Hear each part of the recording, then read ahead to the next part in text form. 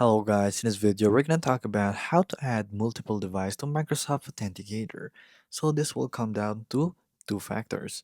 When you open up your Authenticator right here and you try to add right here or add an account or you go to your settings basically, you will have to do device registration. So this will only work when it comes to a workplace or a school research as an email. So your IT department will let you know if you should register, of course. So if you're adding multiple devices into your authenticator, it's pretty much simple. You'll just have to do the add account if you're using a personal version of it.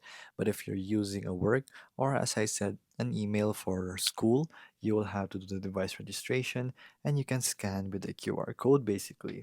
So, with scanning a QR code, is basically adding a device into your own actual device already in Authenticator, and that's how it just works. Or you can sign it in manually using your email. So it's just that simple, or you can even use your Google or even Facebook on here, and it's going to be the same. So that's how you basically add your devices into Microsoft Authenticator. So if this video was helpful, please hit the like button and don't forget to subscribe.